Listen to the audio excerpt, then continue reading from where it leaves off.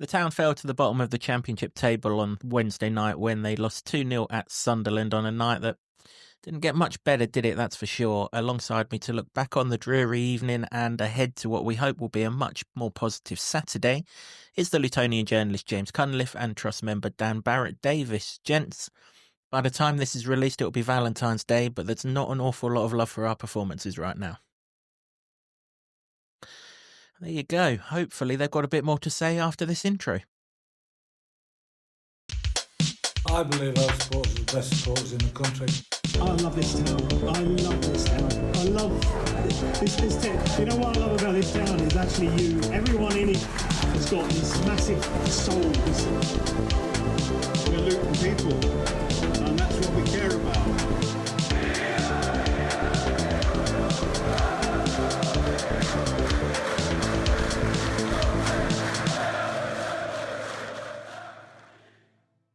Hello everyone, welcome along to another episode of the Luton Town Supporters Trust podcast, the award-winning, longest-running Luton Town podcast, having scooped bronze in the Best Football League podcast category in the Football Content Awards. This season, the show is in association with Solid, providing opportunities, provisions and assistance so our academy can fulfil their potential.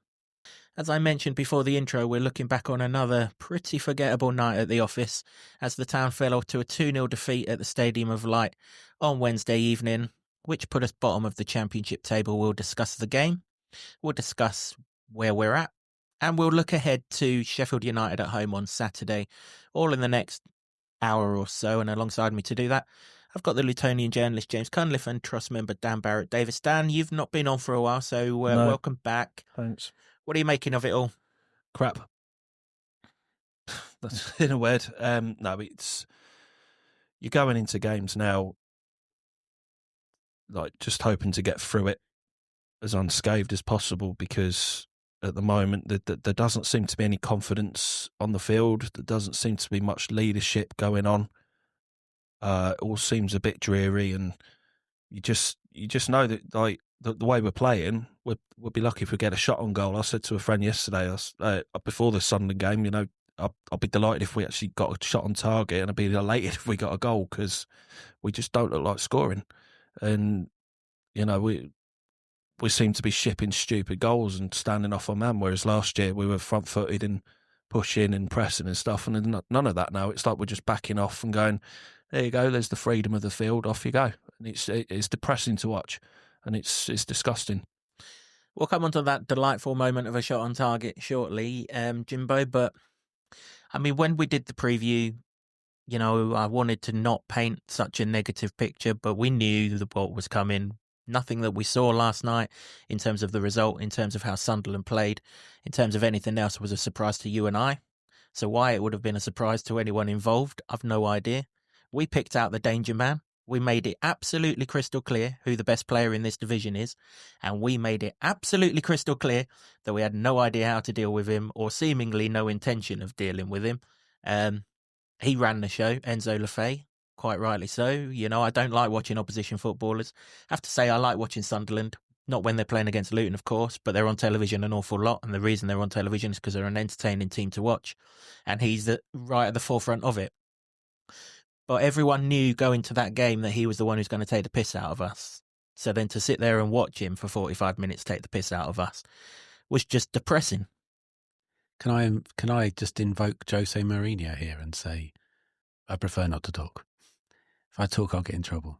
I don't want to be in big trouble. I've been there, done that, mate. It's, you know, it is. Look, you talk about you don't want to be in big trouble. This football club's in big trouble.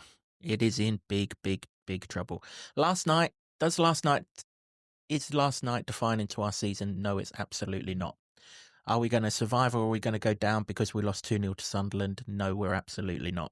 However, one thing we said in the preview episode was we just wanted to see some semblance of a plan, some semblance of a approach that we can take into the easier away games. And there are plenty of easier on paper away games to come, if an away game can be described as that in the position that we're in. I'll be honest, I didn't see it. And I didn't see it from 6:45 when the team sheet landed. I didn't see it from then. We've literally gone to Sunderland, one of the best, for my money, the second best team in the league. I think they're better than Sheffield United. I know the league table tells you differently, and they're an inexperienced squad, and maybe that brings inconsistency with it. But I think attacking-wise, they're certainly the second best team I've watched in the Championship this season, behind Leeds.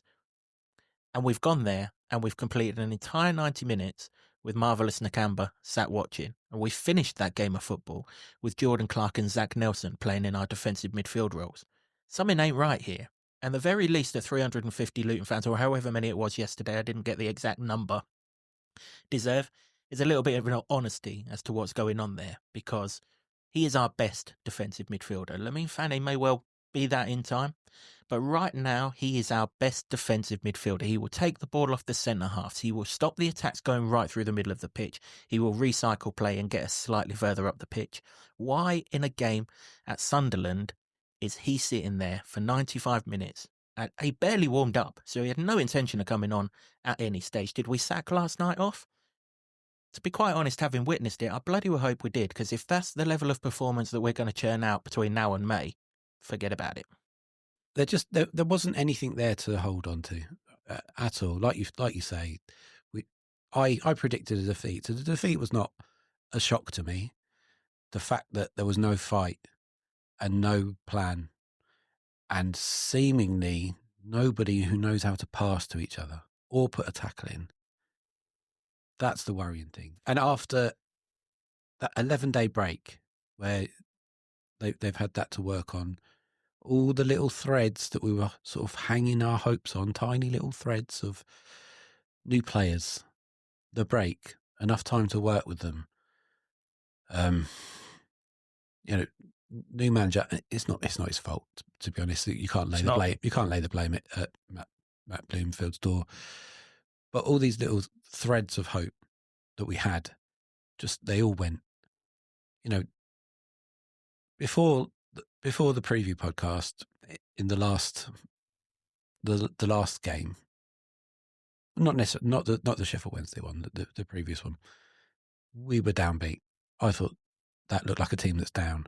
Millwall. Yep. And then you end the away run, and then you have a decent transfer window, and everybody gets buoyed up a little bit more, and then you watch that at the stadium light, and it's just the absence of hope there, isn't it? You're looking at it now with, 15 games to go, and yeah, technically everything in a logical brain would tell you there's enough games here to get out of it, but there isn't, because I think Luton probably have to win 5-6 games of that, and they've only won 7 all season. And all the other teams around them are winning now. Yesterday was bad, but then look at the score, the teams, the score lines from up and down the country, and Plymouth, who were rock bottom, smashing Millwall 5-1, having just knocked the best team in the world currently out of the FA Cup. And you're like, that's not happening here. Hull went on a run. Pompey have gone on a run. Derby have just got a new manager. And everything you look at, even Cardiff know where the net is. You look at all of it and go, I don't see how they're going to get out of it, because there was nothing on the pitch at the Stadium Light that suggested it, and there's nothing elsewhere in the Championship that suggests anyone's going to give Luton a helping hand here. And Luton are at the bottom of the league for a reason. And it's a reason none of us expected and none of us predicted. We thought quarter of the way, half through the season, we'll be okay. And that's all gone now. And when you've got new players in there that you hope to bed in, or hope that can come in and do the job, and still nothing changes, I think what we're seeing now is just the absence of hope from people. And I think people are resigned to it. With 15 games to go, everybody was resigned to League One football. And that will be disastrous, because, and quite ironic that feeling was rubber stamped, not necessarily the first time you felt it, but it was rubber stamped at Sunderland, who are the only other team to have got relegated from the Premier League and gone straight down the trapdoor of the Championship as well. It's so dispiriting.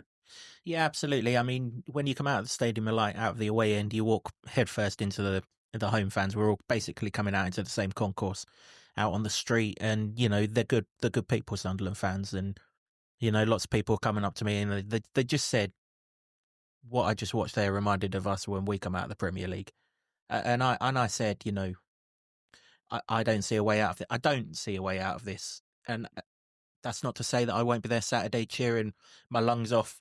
Like always, we're only 2 points adrift. Of course, there is a way out of this, but I don't see I don't see the points total that we need being picked up as we speak right now. Of course, Cal Naismith is right with what he said after the game. One result can make a huge difference. But where's it coming from? That's That's the thing. that Where's is it coming exactly from? it. I don't see where it's coming from at all. And enough talking, because we've no end of times we've had interviews where a player or a manager has said stuff like that. Go and do it. No use talking about it. I'm sick of these interviews. I'll stop watching them because they come out with, one result can change it. Fans make all the difference. Really important. Yes, but the performances on the pitch are crap. Don't know what you're doing in training, but you need to sort it and put a performance on. Words are meaningless when there's no action being put with them. I agree. Yeah, I agree entirely. We've heard this. We've seen these goals time and time and time again. I mean, the first goal is embarrassing. There's no other way of describing it. I don't want to describe it that way, but it's embarrassing. And seemingly every goal we concede away from home is embarrassing. It's a good strike from the player, to be everyone knows since he arrived at Sunderland that Enzo Lefebvre should be playing in the Premier League, not the Championship. Everyone knows it. I made the point until I was blue in the face in the preview. I am nothing to do with a football club. I'm not paid by a football club. I'm not paid to do anything within football, but there are analysts at our football club who are, and they must know, because the last two Sunderland games both fell on days that Luton didn't play. So people inside that camp must have watched those two games live. They must have done, otherwise it's a derelict of duty in the first extreme. To leave him absolutely wide open on the left-hand side with enough space to cut inside is criminal. It's absolutely pathetic. To be honest, the longer the game went on, I thought Rue Waters got to grips with the guy. At the same time, I don't think Sunderland ever got out of neutral gear, so we have to balance it out with that. But for that to happen, and let's be honest, we should have been 2-0 down at the time the ball landed at Lefebvre's feet for the goal as well, because we've played an absolute kamikaze pass that, he's not passing to Anderson any further than you are sat to me, and he's nowhere near him with the pass, Rue Waters. And I'm not picking on Rue Waters. He's a young lad and he has to improve, and he has to improve fast. But there were that wasn't the only one. That one should have led to a goal, but I lost count the amount of times that players could not pass to each other. And if they did, it was behind players, so the momentum was lost, or they lumped it up to nobody. And you're looking at Sunderland, who mainly play lovely football on the ground, but even when they went long, they found a space or found one of their players. Second balls going to their players. They're well positioned, or they're alive to the situation. Luton not. There was a couple of occasions. The one where Patrick Roberts hits the post is the one that stands out the most, where one player just seemingly can run past two or three Luton players. Oh yeah, but Luton get the ball. There's two or three of them on the Luton player, and the Luton player comes off second best and loses that ball. Yep. And it was just everywhere on the pitch, and there was not one single thing that made you think things are going to change here. And the goal went in the 13th minute, and I just thought that was it. Yep. That was it then. But it's been a running problem most of the season. How many times? How many times have I sat in Kenilworth Road and seen that happen? What you just described there. It's been a long-running problem. We're rubbish with the ball. We try and pass it short. We pass it too short, give it away. Try and kick it long. It goes out for a throw-in, or we can't pass more than 2 yards. We kick it long and we lose possession. It's just, it's awful. It's awful. It wouldn't be acceptable at Sunday League level, and that's how bad it is. 30-odd% possession, wasn't it? And yeah, which is fine. Sunderland are as good as they are, and being the home team, but still, you want to see a bit of the ball and do something with it. I expected to have less. You've got to caveat that Sunderland are a very good team. I expected to have less, but what they did with the ball was next to nothing. It's not the 30% or did you say 37% it's about possession? Something like that. 33, wasn't it? 33% possession. It's not the 33% possession. It's the 68% pass accuracy. So just under one in every three passes have not found a Luton man. Now, we're no longer banging every single ball long, and we're still banging far too many long, but we're not banging every single ball long. But part of the problem, look, we'll come on to the part of the problem in a minute. This first goal, so he's cut inside. That's the first problem. He should not be allowed to cut inside. Lamine doesn't get close enough to him either. It's not Lamine's man, and there's a midfield runner for him to keep an eye on. But it just so happens he doesn't keep an eye on the midfield runner anyway, so he ends up being the next closest man to Lefay. He's nowhere near him. Lefay curls the shot in, and guess what? Jordan Clark stood there and turns his back on it again. Down the road, 3 months ago, he did exactly the same thing. And all we've heard in the last 3 months is we must learn from our mistakes. We must learn from our mistakes. It ain't a rocket.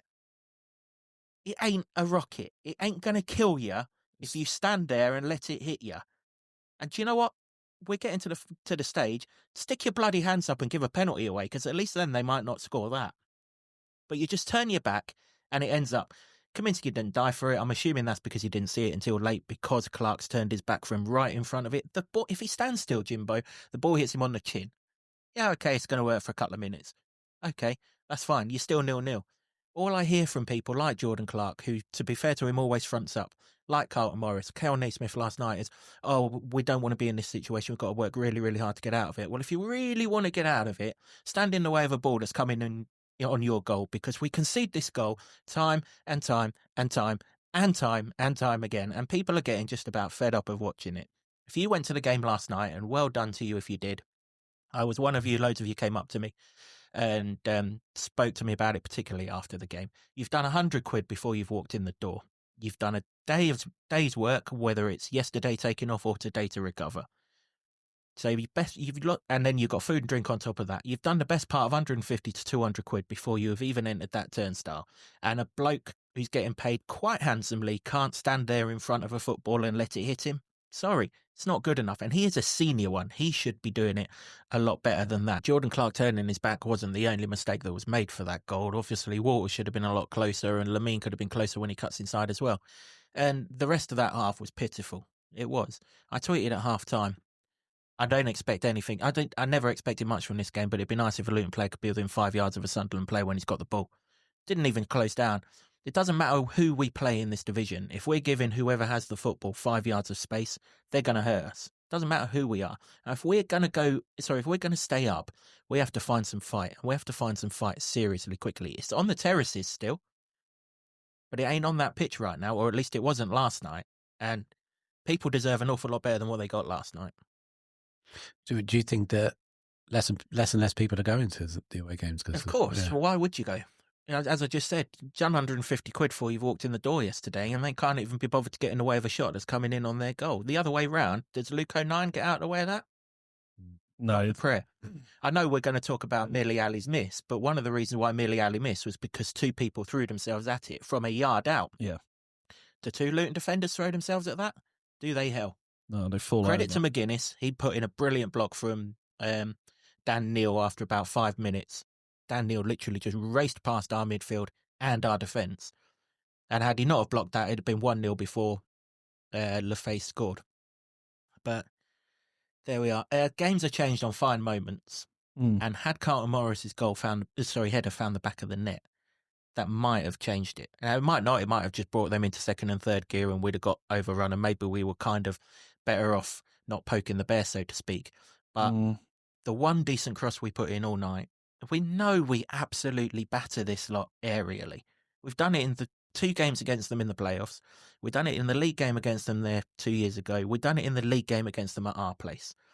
We didn't pick a single winger who can cross the ball yesterday. Zach Nelson's not in to cross the ball. We had Josh Bowler sat on the bench for an hour. Probably the best crosser of the ball of the 20 that was available. Alfie got a bad back, bad hamstring. Hope to God he's fit for Saturday. Otherwise, that ain't going to be pretty. We'll come on to Saturday in a moment. Izzy Jones, we're led to believe, back in training, intermittent training, whatever the hell that means.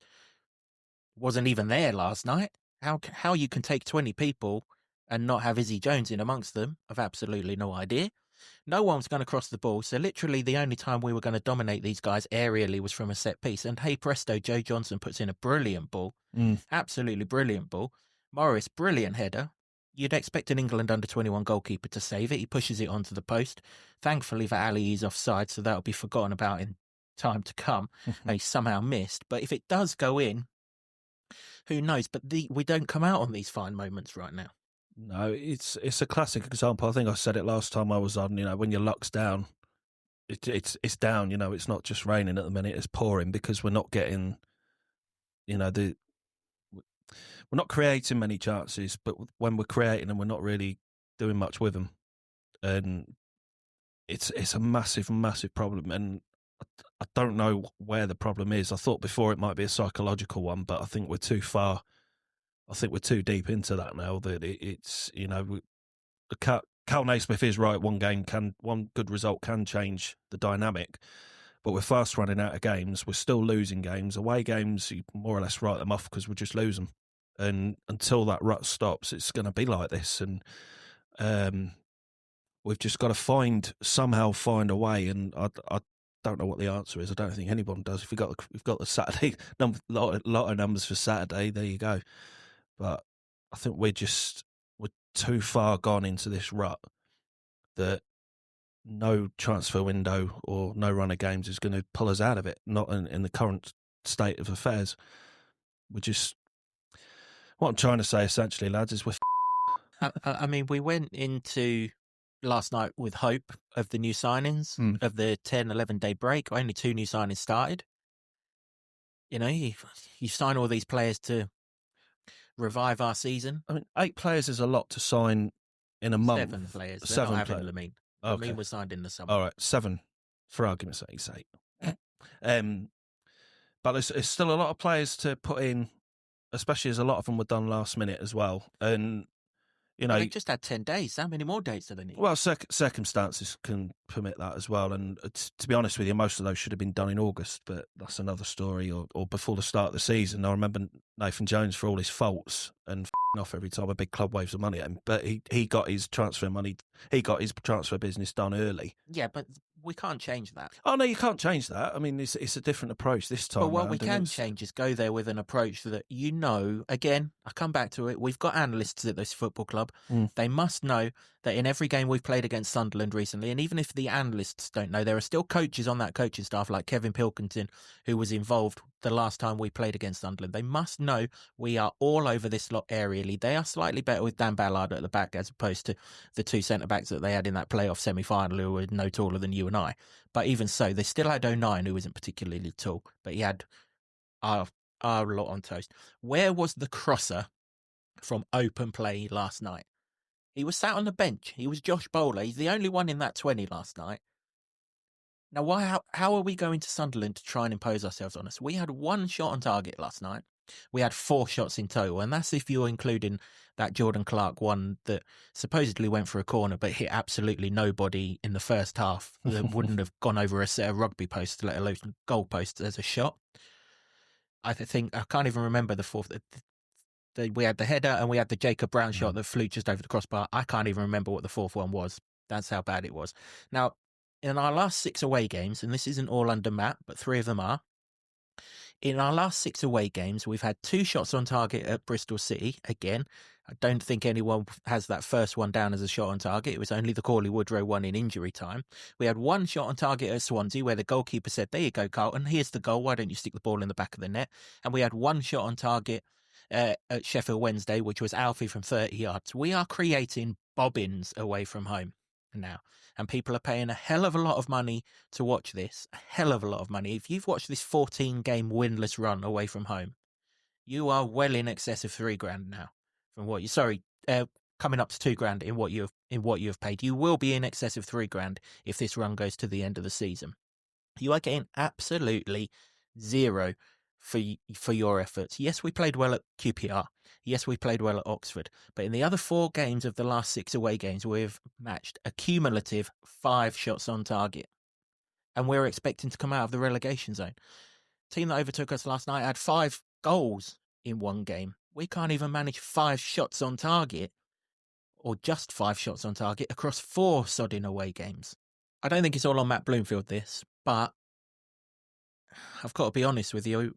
He's been there a month. I would expect a little bit more than 1 shot on target in the last 2 away games in particular. Well, yeah. We've wanted a new manager bounce. It hasn't happened. He didn't even have a honeymoon. It's not even a bounce to get more than 1 shot on target, though, is it?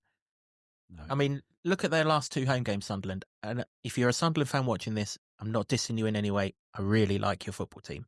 And I hope you finish the job off this time and get promoted. But Plymouth went there, scored twice.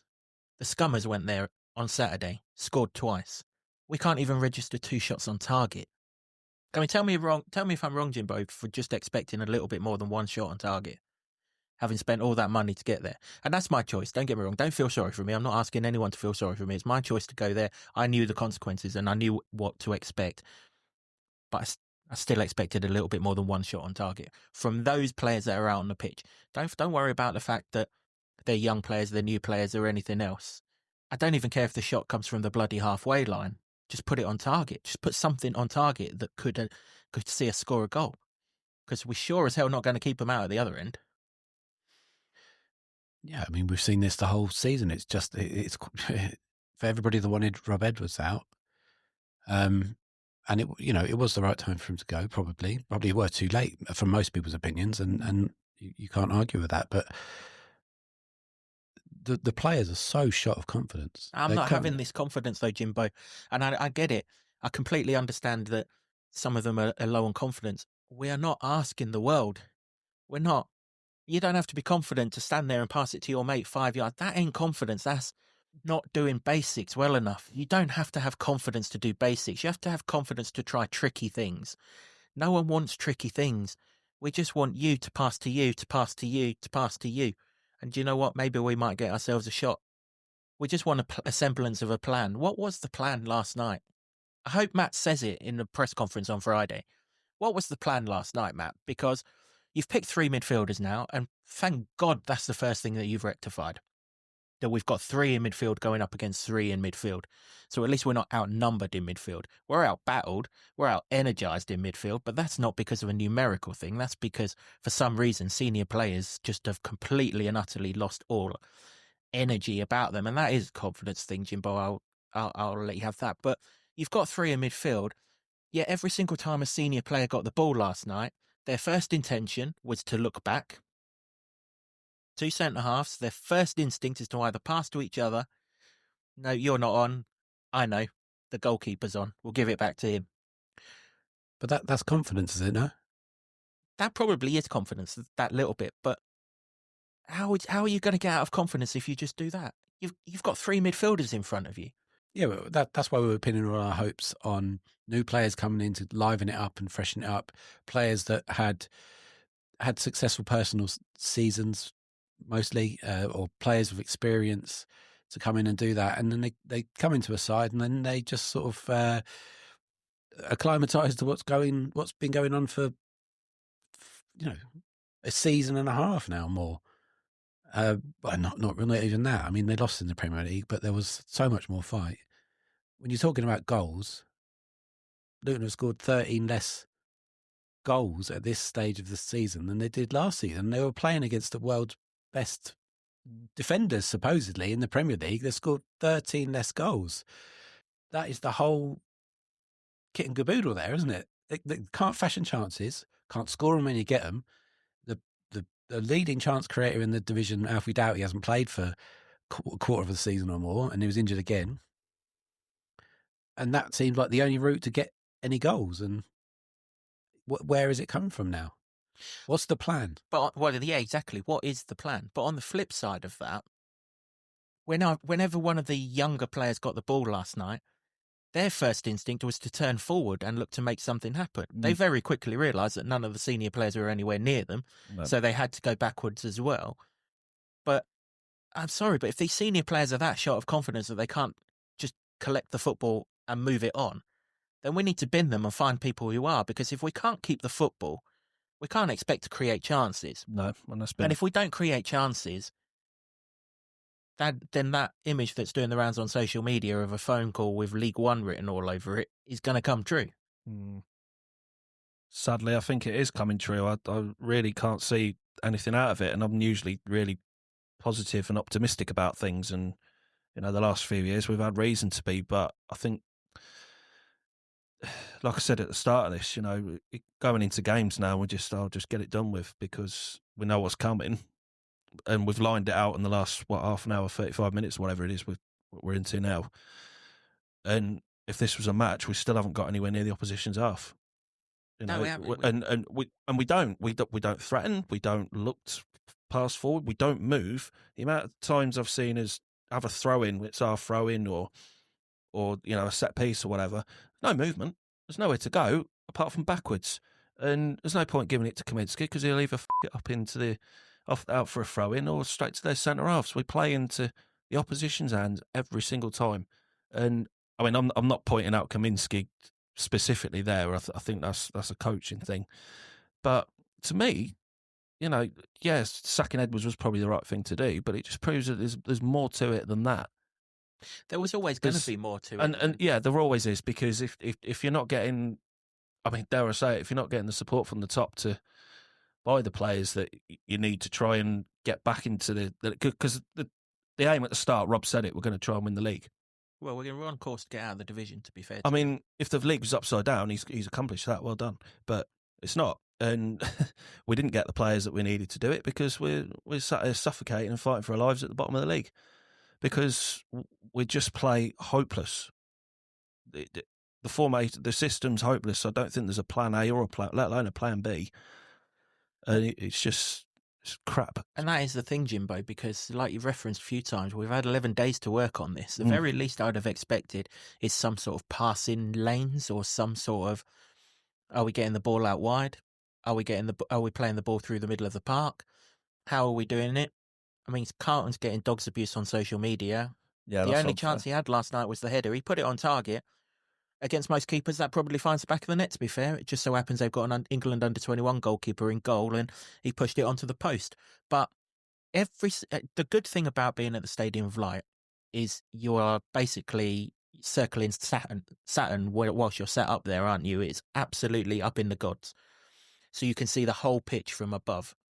Morris was in front of the centre-half that was marking him every single time. But the ball up to him's 10 foot above his head. Or 10 yards wide of him. It doesn't matter if Morris is in front.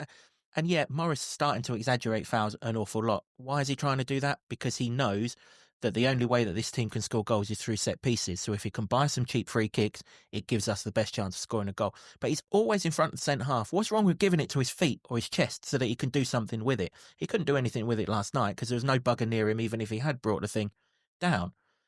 But what's he supposed to do to a ball that's 10 foot above his head or 10 yards away from him when he's got the defender behind him and he can keep hold of the ball when it's into his feet? We've got 3 midfielders there. Now, if we are not using these 3 midfielders, the people who are not using these 3 midfielders need to toddle off and sit on the subs bench, and we'll find people who can. Now, one person who will and can is Cal Naismith. He has to start from now on. Did Mads Anderson do anything wrong last night? No. But we're just too quiet and we can't use the ball at the back. And like you just said, they've got a lack of confidence, or they panic and it's straight up to Carlton Morris. Not up to Carlton Morris, in the vicinity of Carlton Morris, and hope that they strike gold and it's somewhere near him. It's not a plan. Yeah, and then there's nobody near him to do it, which shouldn't be happening because they're playing effectively a sort of 4-1. Not last night. It was 4-2-3-1. How long do we have to sit there and watch Jordan Clark as a defensive midfielder before we're now into our second manager, third if you include when he came on at Nottingham Forest and ended up back there as well, playing Jordan Clark as defensive midfielder. The geezer will not take the ball off the centre half with his back to goal. He just will not do it. Take it off the fullback all day long. But our fullbacks don't have the ball. The 2 centre halves have the ball, and he won't take it off them. Marvellous Nakamba, Liam Walsh, they'll take it off of them until they're blue in the face. Both sat on a bench last night, watching on. And poor old Lamine, when he tries to do something good, he got that interception in, ball then bounces off his other foot straight to Isidore, who scores the second goal. It's the only striker on the pitch, but don't worry about marking him in the penalty box just in case the original cross had made its way to him rather than Lamine. Leave him with a whole of Sunderland to score in. Everyone blames Lamine because he's cut the ball out and pushed it straight into his path. How about one of the 2 centre-halves saying, all right, mate, I'm going to stay with you now? If it wasn't for Lamine doing that, nobody would have created a chance for Luton, in a Luton shirt, I mean. It's just, that's how bad it is. Probably wouldn't have created a chance for Sunderland either because Kaminsky only made 1 save. And that was in the first half, wasn't it? Was it from Patrick Roberts with the left footer that was shot across him, and we put him through in the second half as well for him to hit the post. Sunderland knew they'd won that, and they had a cigar on most of the game. Oh, yeah, and they still created the best chances. They were absolutely in cruise control. As soon as the second goal went in as well, they were playing it around the back, and then they still sprung little surprises and got forward. And I think they weren't taking the piss. It wasn't anything like that. But they were so utterly dominant. It was like they were taking it a bit easy on Luton. Yeah, the car didn't come out of neutral gear. We're still searching for the clutch. You know, that's a sad indictment of it. We haven't even unlocked the car to get in. Yeah, exactly. Didn't come out of neutral gear. We're lucky that two dangerous away games this season have both fallen on a Wednesday night when Leeds didn't fancy coming out of first gear and Sunderland didn't put it in first gear. Otherwise, we've seen what they've done to other sides who would have done exactly the same to us. So the schedule's fallen for us there. But I mean, you've already mentioned it. What a horrible set of results really this week. I mean, Plymouth have overtaken us. They look like they're finding form. The only saving grace was Derby didn't win, but they've got a second draw on the trot now. They've just employed. And it's the manner of their draws. They're pulling draws out in the final minutes of injury time. That shows fight. But you've got to have a chance for that. There was no chances. I can't think of a other than the Brown shot that went great. Powerful shot, but never on target, always rising just above. Other than that, not a thing created. Not a cross in the box that was dangerous, not a through ball, anything. That not even a set piece to try and whip anything in. It was like to watch that whole match and there'd be one shot on target. You're just not going to get out of this with that. You're not. There has to be a complete rethink. And how is that going to happen? They've just had 11 days to have a rethink. The only thing there is perhaps, clearly the things happen in training that they can see positivity. He said that. He's seen it over the 10 days, but then they get on a pitch on a match day and it doesn't happen. And afterwards he said he's learnt a lot from that. Now, hopefully learning a lot means ruthlessness in the team he has to pick, because there's a lot of players there just not doing enough. I'd love to know what he learnt last night, because I didn't learn anything. I just saw everything that I've seen for many of an away game. If you take the away game down the road at Middlesbrough, I saw exactly what I saw last night at Middlesbrough 3 months ago. We haven't learnt in 3 months. We're exactly the same. No. We're worse. At least at Middlesbrough, we had shots on goal, and we lost that 5-1.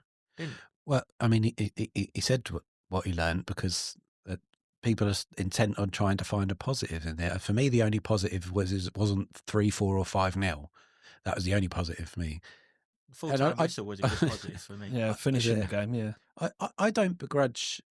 You can't begrudge him coming out and saying, oh, okay, so Rue Waters had a good game or Zach had a good game. That's his job. He's got to try and find that. He's new to the team. I don't suppose you can go in there and start throwing teacups straight away. You've got to try and build up some confidence there. So you shouldn't begrudge him trying to say that. But I didn't see it. And I don't think anyone sees it. He did say second half with regards to Rue Waters. And I think he won his duels a lot better with Lefay in the second half. Lefay wasn't much of an influence on the game in the second half. Roberts was a growing influence on the game, but Lefay wasn't. In the first Lefay had won the game in the 13th minute, so that's because of a defensive lapse. So. Exactly. But that's where I'm coming from when I said earlier that the game was done and dusted after 13 minutes and they didn't need to come out of neutral gear. They've got a game on Saturday. They knew they've got a game on Saturday. They saved themselves for Saturday. I'm hoping with some of the subs that we made, we've done the same thing, because we all know what happens. It's not a 3-game week. It's only a 2-game week, but it's still Wednesday, Saturday turnaround.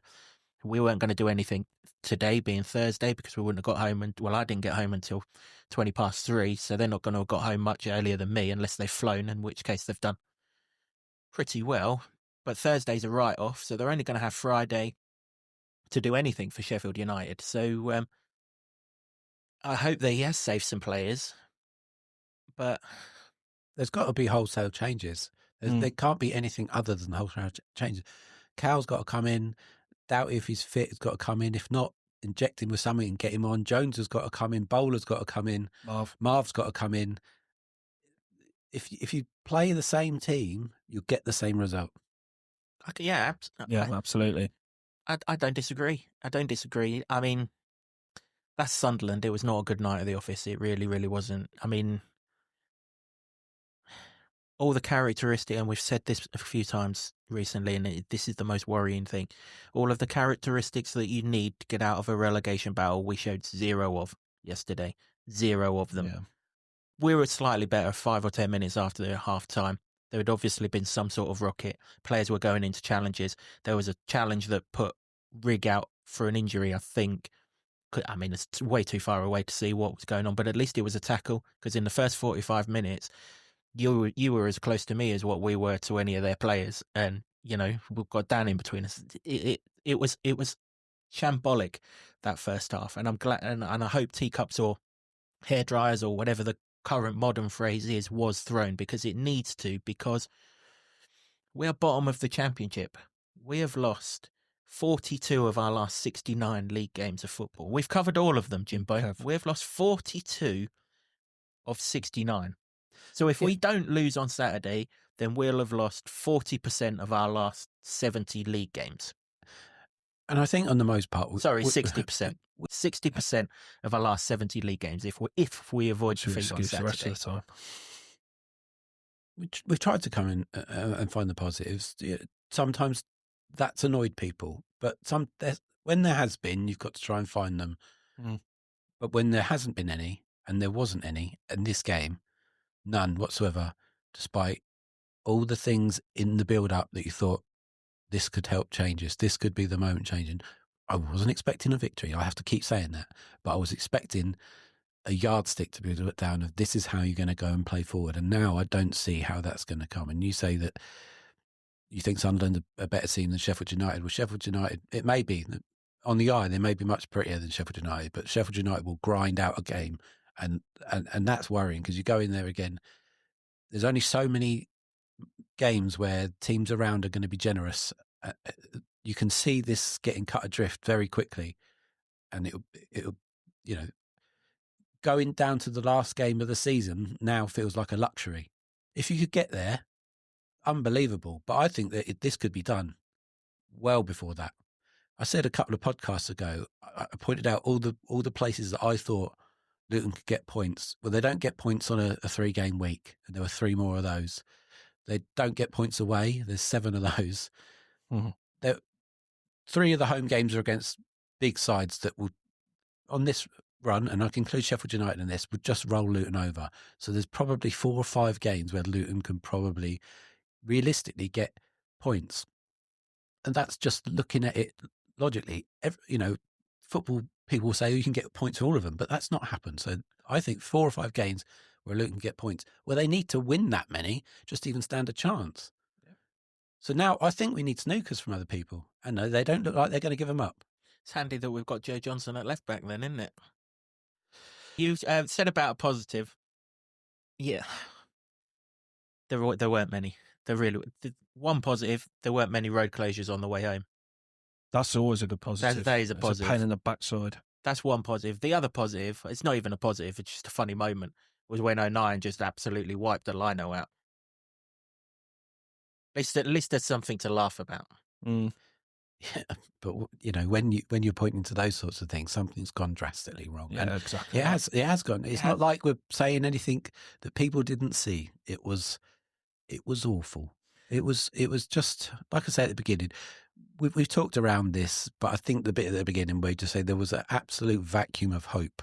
And that's what gets people through on football most of the time. You go into a game, you go, I hope we can do this. I hope we can do that. But now you're like, Dan's like, I hope we can just get through it unscathed. Unscathed is right, but it's also not going to get us anywhere. No. Well, at least we did. But at least it's an improvement on getting rolled over. Yeah. So easily as well, because there isn't much fight in there that I can see. Yeah, you're right. Just to conclude the Sunderland bit then, I want to pay homage to the support that went last night. Everyone who went up there, listen, we'd winless in 13 away games prior to last night.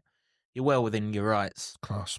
This week of all weeks, you're well within your rights on a Wednesday night to just sack that off and watch it in front of the television. And if you did, I don't blame you. You're certainly no less of a fan than those of us that went. But those of us that did go, we were singing throughout. People were trying to amuse themselves, Jimbo, because it was the only way to get through it, because the game started boring and got more and more boring.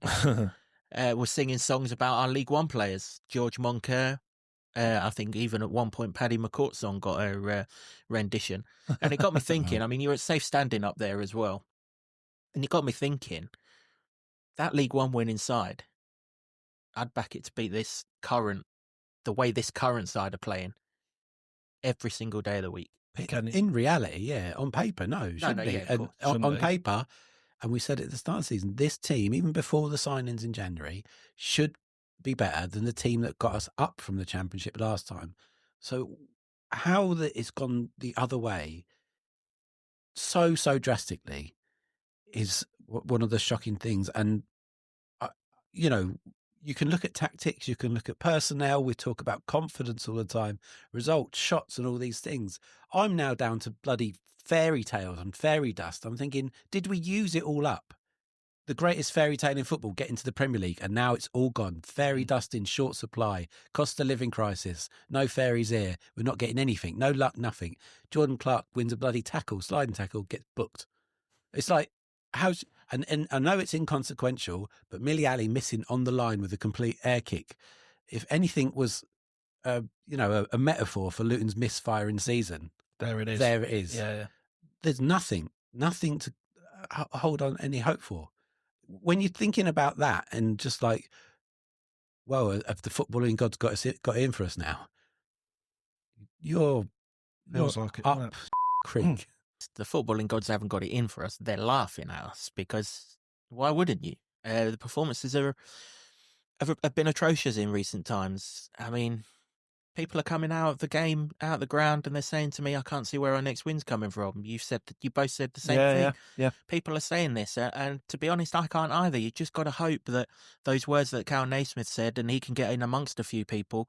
I mean, he said something along the lines of, these are the times that he really enjoys as a footballer, when he's being written off and he knows that his teammates will come out fighting. Well, I hope you don't find out that not as many of them as you think will come out fighting do, Cal, because we need all of them to come out fighting. And I'm not convinced as many as you think will come out fighting, because they haven't done so far. And we're 31 games into this season. And last night, as I say, was so passive, it was untrue. And we are banging a relegation scrap, and it was not good enough. So kudos to everyone who went last night. And they can't say that we're not doing our bit on the terraces. They can't say, no one can say that. We're still giving our all on the terraces. Yes, we're peed off on podcasts or on Coach's Home or in the pubs and everything else. But during that 90 minutes, the boys are getting back in, and they're being given absolutely nothing to show for it. And I'm sure we'll keep on doing that on Saturday. So let's bring it round to Saturday. As I mentioned in the last podcast, we're only going to send one out here because the timings are just so short. So Sheffield United at home. Obviously, the reverse game was very much like last night. Couldn't keep the ball, was waiting to be beaten, and got beaten by Raksaki. Hopefully he doesn't play on Saturday. I noticed that he scored again last night. They beat Middlesbrough 3-1 last night. They come here in good form, Sheffield United. I will still maintain, I don't think that playing style and man for man they're as good as Sunderland. I don't think that. I know the league table tells you differently. I also think that they're not as good since Harry Souttar got injured, the big defender. They've now gone back to the defence that basically shipped a load of goals in the Premier League last season and aren't keeping clean sheets. I mentioned in the last podcast I watched them against Portsmouth last weekend, and Portsmouth absolutely dominated them.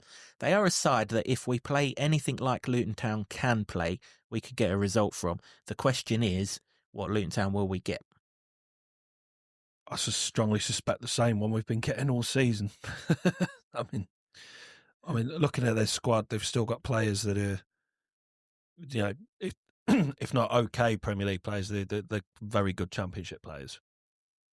They don't, like we said earlier, they don't play the most exciting football, but they get results, and the sort of results that we were trying to get 2 years ago when we went up.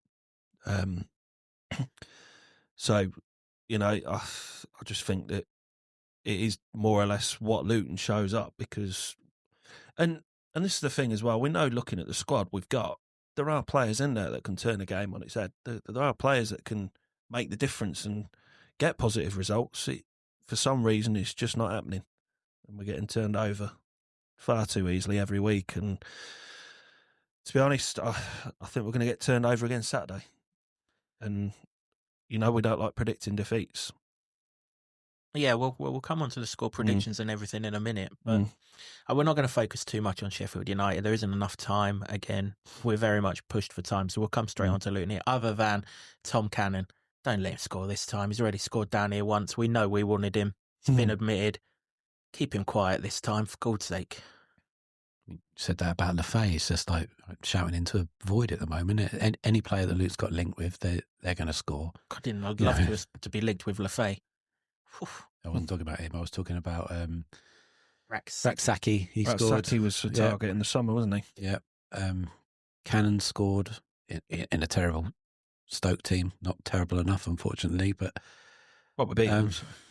we did, but they stung the gaff up. But I don't know how you can't hold up any hope because of what's happened over this season. But even last season, when Sheffield United came here, they were a basket case, already virtually relegated, or so everybody said.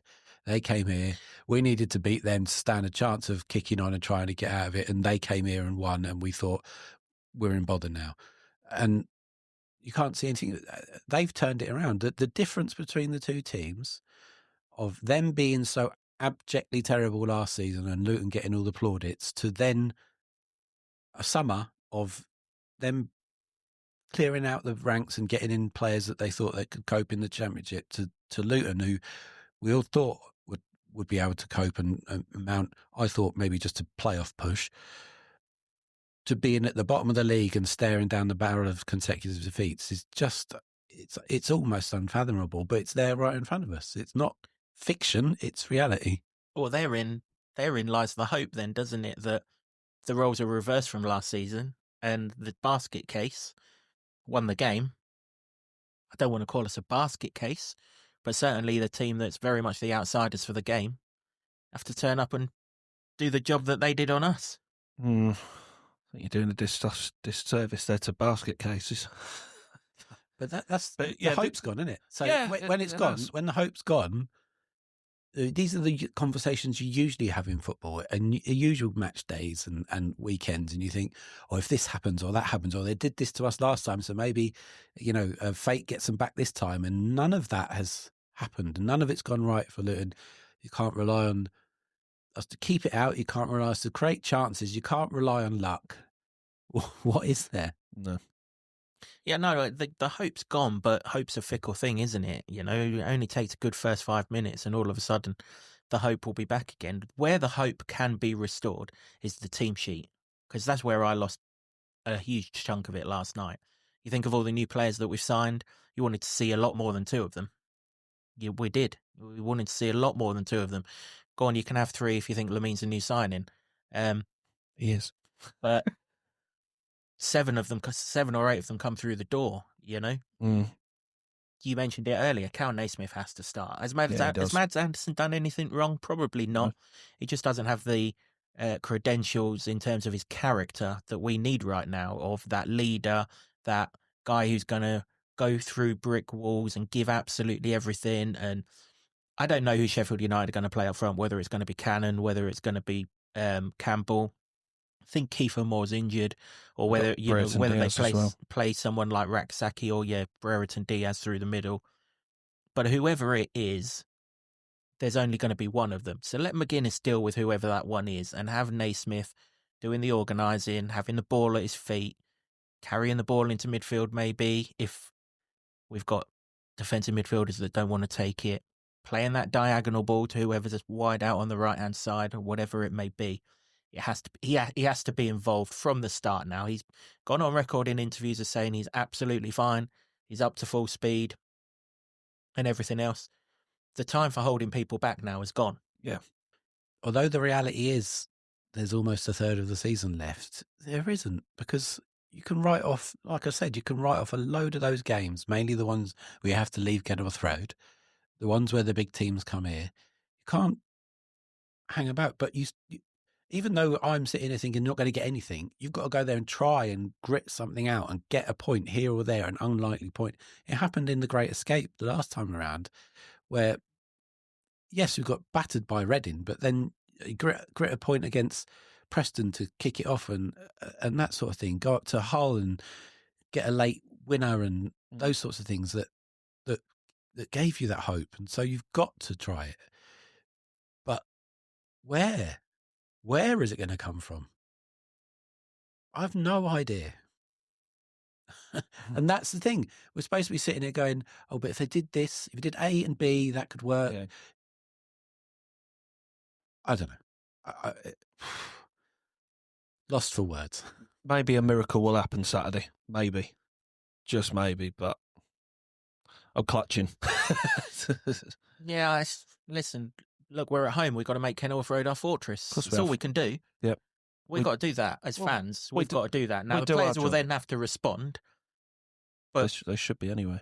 All we can do as fans, right? Yeah, we've lost hope. Of course we've lost hope. How can you not lose hope? 42 defeats in 69 league games. All anyone at this football club can remember is losing games of football. Even the wins have paled into insignificance now because there's so few of them in comparison to the defeats. So, of course, the hope has gone.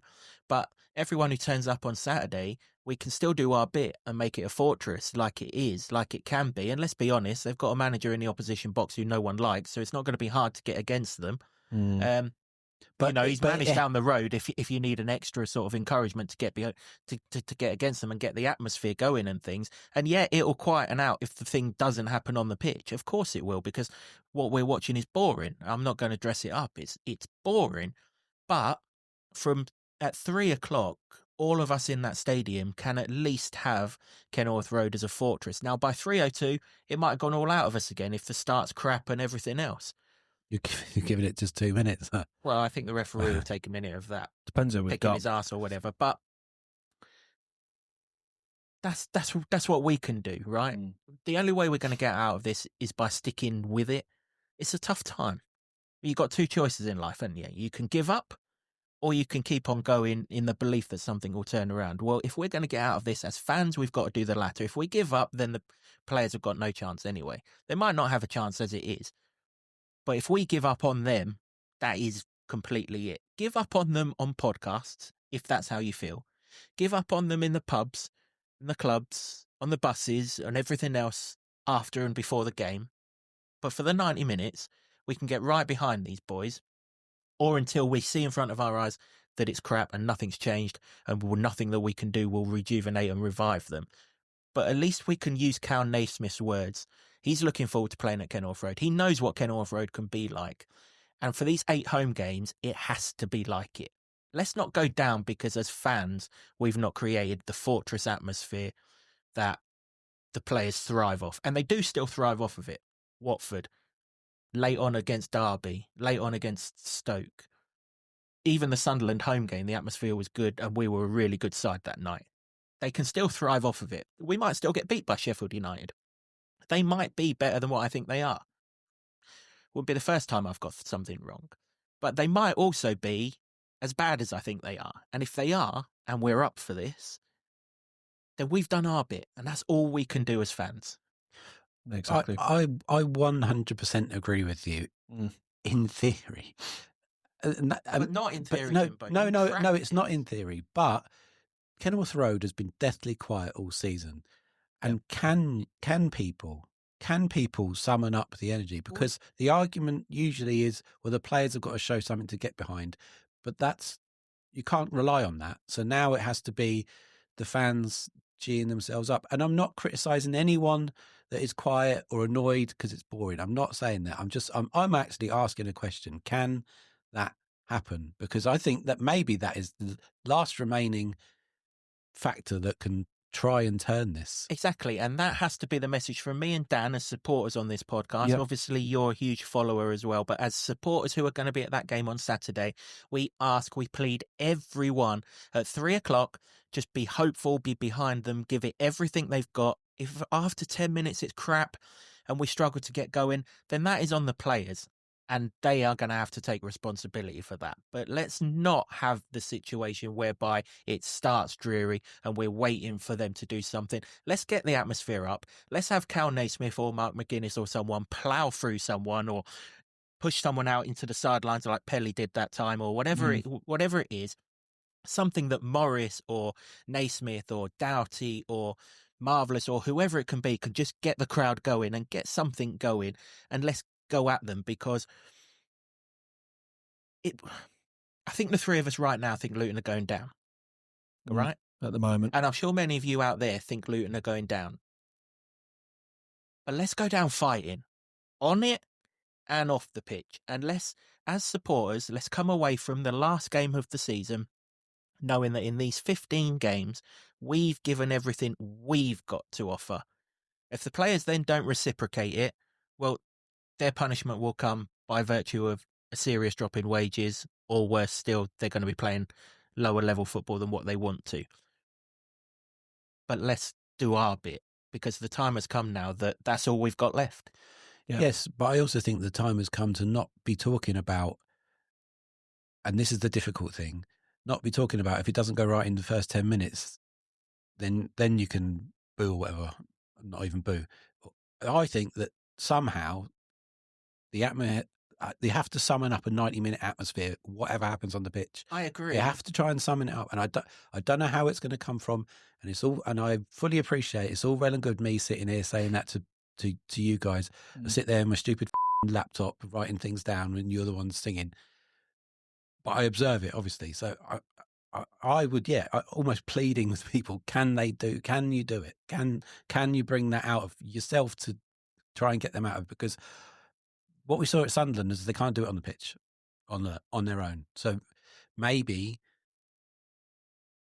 the Watford atmosphere maybe made them play like they know they can, and maybe that's the magic formula. But it feels like the occasion did as well. In like the remaining home games are going to be treated like we're playing Watford every time, I think, because... Yeah, you're right. I mean, the occasion is going to take care of itself on Wednesday night. The league table tells you exactly what an occasion Wednesday night is. Saturday afternoons... The only reason I reference 10 minutes, Jimbo, is someone's got to set a tone. Yeah. And if the tone's not set originally... then that's how it's going to follow, isn't it? But if the crowd can set the tone, you'd like to think in those 10 minutes, the players can then feed off of that and continue that tone, and that will at least get us to half-time. And if we're in a game at half-time, that'd be nice. Yeah. Just try and shut Sheffield United up early. Again in the second half. Yeah. I know that the boys that are doing the pre-match stuff are going to start playing songs that mirror with chants to get Luton fans singing. I know that that's a thing. They did the... Maybe Tomorrow one, didn't they, the last time that the players came out? And I think they've got a couple of other chants like the Cal Naismith one, so Belinda Carlisle, etc., etc. I think they're going to try and do that to get the atmosphere going.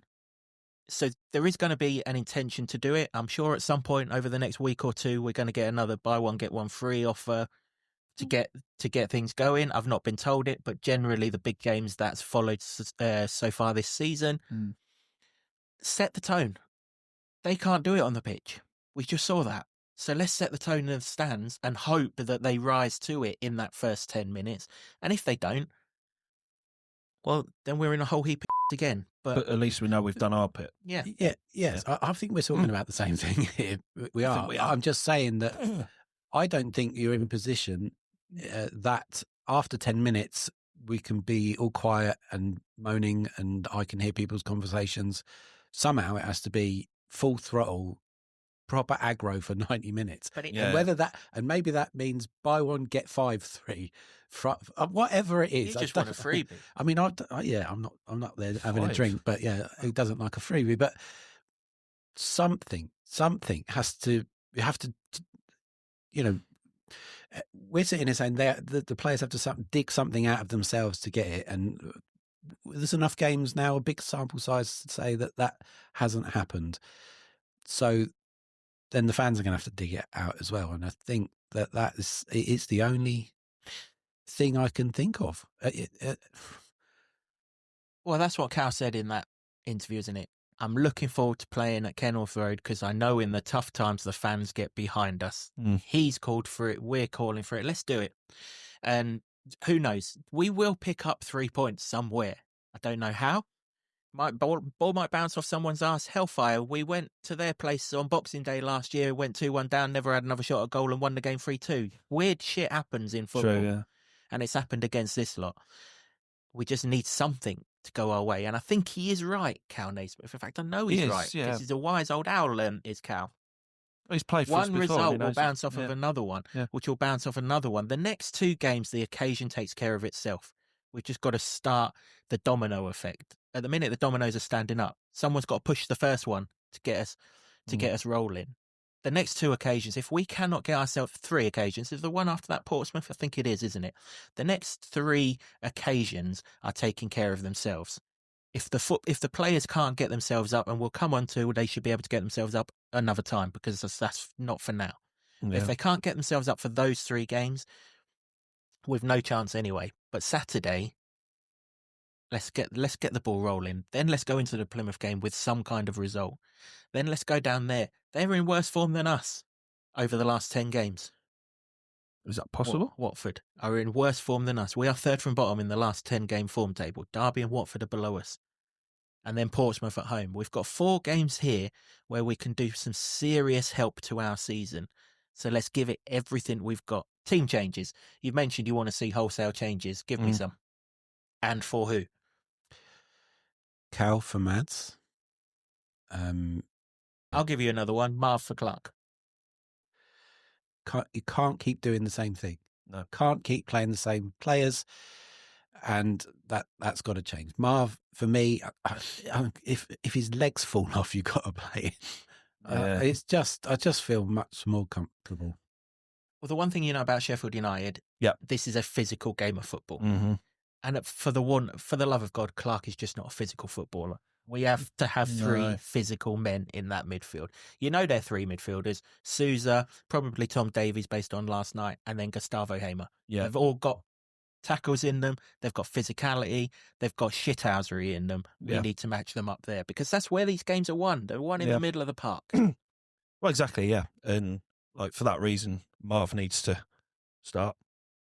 You take Clark out of there. I think Fanny could probably do with Lamine Fanny in there, but maybe perhaps alongside Marv, maybe lean off him a little bit. See, I wouldn't. I'd go Marv behind the 2 of them. I want Fanny up the pitch. I mean, Fanny probably can do a bit more damage up the pitch with is it Tello or with the Norwegian guy, the one of them. We've got 2 of them. Tello, you're right. Yeah, Tello. So okay, yeah. So I'd do Marv and then Tello and Lamine Fanny in front of them. I probably, if Doughty can play, get him on there, get him fit. And where does he play? He plays left wing, left side of midfield. Back 4's puzzling me a little bit because I don't know. I don't want to expose Johnson too much, because I think if he makes a mistake, he's going to cop it as well. I don't know. I'm trying to think of a way of accommodating McGuinness, Anderson, and Naismith without going into a back 3. Well, unless we go into a back 3, but then the only way you can do that is to have Cal at left back. Yeah, because I'm assuming Amari's out for a bit longer, isn't he? He's got a tight hamstring. He wasn't available, but he's had these problems all along, and they're talking about not wanting to risk him. But well, I'd leave him out then because you can't. Yeah, there's no point. Other than that, I can't really see where we can change too much. I think Morris is probably the most physical attacker we've got because Bayo will just. I just don't think he's physical enough for it. So other than that, I think we'll be all right. Other than that, I haven't seen enough of Ali. I didn't see a lot of the game last night, but I'll probably stick with him or if Jones is fit, stick him in instead, maybe, and then do that change on the hour or something. But it's slim pickings at the minute because nobody's playing particularly well. But that's a good thing, though, isn't it? Because that means that you can't, therefore, have no justification for not dropping someone. Yeah, well, there is that, and I suppose, you're right, because if you're playing well, you keep your spot. And if you're not playing well, you give someone else a chance. Last Don't you? night- And it should be enough. That should be enough motivation to go, right, well, there's two of me, and he's sitting on the bench and he's getting warmed up. Shit, I better pull my socks up a little bit. Yeah, last night's opened the door for everyone to feel the shirts that were being worn, with the exception of maybe 2 players. I thought McGuinness was okay last night. And I thought Fanny was okay. I know he had issues for the second goal, but at least he did the second goal trying to cut out a pass that was only going to make its way to Patrick Roberts and probably end up in the bottom corner anyway. He was doing his best. I don't think he did that on purpose. Apart from that, everyone else, it wasn't a lack of effort. I don't think anyone went there thinking, "No, I can't be bothered today." But there's a definite lack of quality. I mean, for me, the back four is, assuming he's fit. I still struggle to think he will be fit from a Saturday when he can't do a Wednesday night. And the justification that we couldn't put him on a coach for 5 or 6 hours, bless the poor sod, didn't really sit well with me either. But if he's fit, Alfie's at left back, Naismith's at left centre back, McGuinness is at right centre back, and who are they going to play left wing? Probably going to be Hamer coming in from that side, or Brereton Diaz coming in from that side. So I'll probably stick with Walters. This is the best of a bad bunch down on that right back, I think, and then I'll go in Nakamba behind Asgard and Fanner. Jones on the right, Jones on the right, Bowler on the left. Take your pick of the ones up front. Probably Morris, because at least he's got a good record against Sheffield United. Captain as well, so he wouldn't be my captain. No, he wouldn't be mine. It would be Cal, but yeah, in the circumstances. But that would be the 11 I would go with, and just say, look, that's what we've got, and that is what we've got. Really, I don't think Nordas is anywhere near starting potential. I think Ali's more of a bench prospect than starting prospect right now. We wouldn't start with Brown. The only other one I'd have no problem coming in is Walsh. Yeah. He's still got points me too. hasn't he? He doesn't seem to be favoured, but he could be that man that takes the ball off the centre halves. You've got to stop them pumping it long, because it ain't working. Well, it ain't going to work on Saturday, is it? No. Armour, whatever the hell he's called, and Robinson or Holding, whichever one it is alongside him, just going to eat them long balls up. That's how Sheffield United are built. But yeah, I mean, you've got to change it. That midfield wasn't working, and Clark has improved. At the start of the season, he wasn't playing that great, and he played himself into form by the fact that he's played all the time, but it wasn't a good performance up there. So I'd even swap Clark for Walsh if it had to. I don't think that will happen, but Walsh will look to get the ball and try and play it through the lines. And there wasn't even a hope of that being apparent at Sunderland. And so that would be an option. I just think that if you see that team sheet with more than 5 from the Sunderland game on the team sheet, something's wrong, because they couldn't do it there. I don't know what would suggest that they can change it around. If it was a one-off game, fine, but it's not. It's 31 games. Got to be wholesale changes. Yep, I would agree. That's how we see the team lineup come in. I won't ask you to send your team lineups in. There isn't an awful lot of time, but do get your score predictions in, which we're about to do to close off this podcast. It is, well, Dan, you're the guest. You go first. Yeah.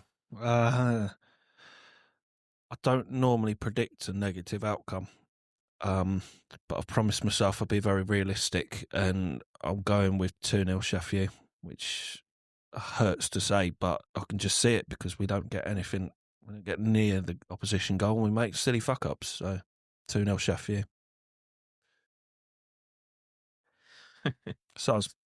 Yeah, I suspect I'm the only one picking the Luton win here. Hey? It's going to win. It's going to happen. You've been drinking? Not at all, but I can't sit here and say, the new signings haven't inspired me, and then sack them off after one game, of which only 2 of them played.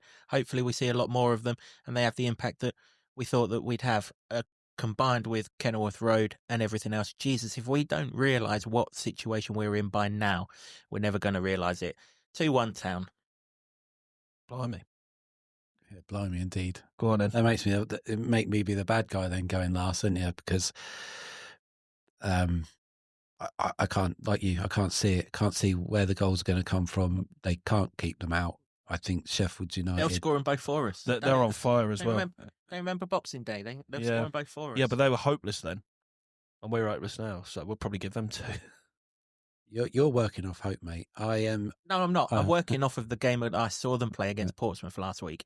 And Murphy on that left-hand side absolutely destroyed them. So if we can put someone on our left-hand side who can absolutely destroy them, then we can have some joy. And I mean, he destroyed them. He crossed, I think they missed 3 open goals. He crossed all 3 and he hit the crossbar from 25 yards.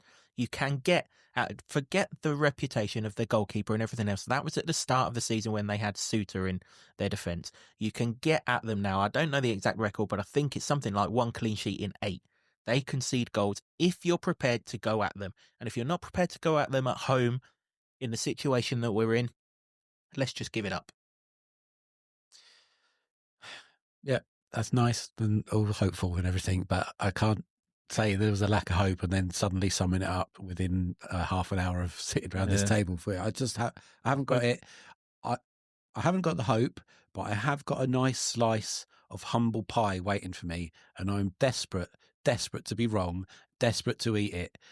I thrive. I would thrive off being wrong about this entire thing. I think currently Luton are going to go down. I think they're going to lose this game. I think they're going to lose it 2-0 as well. I don't want to be that person. I don't want to be that person. I hope that those football gods that I was just slagging off 10 minutes ago said, right, we're going to do you this time. I don't want a slice of humble pie. I want the whole pie with desperate Dan horns coming out of it. This Dan? No, the other one. Just keep your hands off. The one with weirdo. Weirdo. There we have it. We want you to be right, Kev, and like we're in a little prediction league of ourselves. I think we've given that up now, and we just want you to be right for a change. I haven't. I'll be right because I predicted defeat, and it came right, and yeah, I don't want to be right like you. I got further away from you. Yeah, that's fine. That's a positive, isn't it? Own personal positives. I am streaking ahead in the prediction league. It's a little thing, isn't it? Yeah, I don't want to be right in this one. Come on, Town, help me back in this game.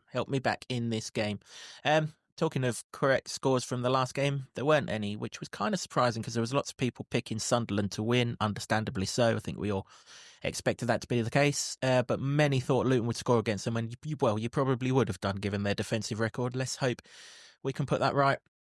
On Saturday, listen, I got back in the early hours of this morning and unfortunately some nasty person wanted me to do some work today. I've had no chance to do the leaderboard. We'll get that updated on Sunday, but there isn't a great deal of change at the top because no one got 3 points. Just a few people got 1 point.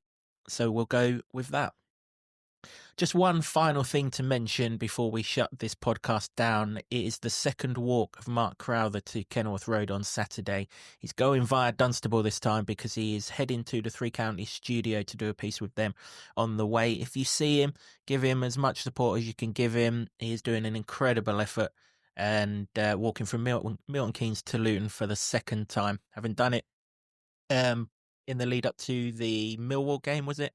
Let's hope he gets better reward during the 90 minutes. Keep on going, Mark, if you're listening to this as you're doing the walk, mate. And if you're listening to it beforehand, all the very best for Saturday.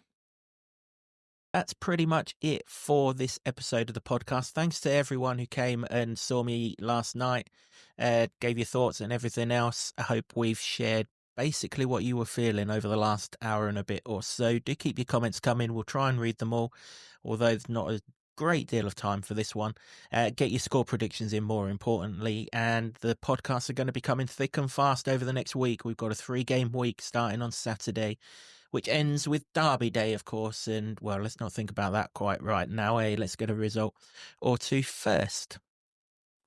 Thanks, as always, to the Barber Club and the Lower Level in Luton for hosting our studio, to Sean Grant and the Wolfgang for our intro music, and to Ed Smith Creative for all the designs that you see on set.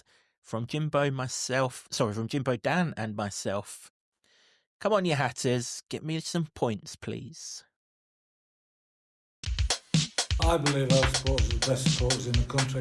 I love this town. I love this town. I love this town. You know what I love about this town is actually you. Everyone in it has got this massive soul. people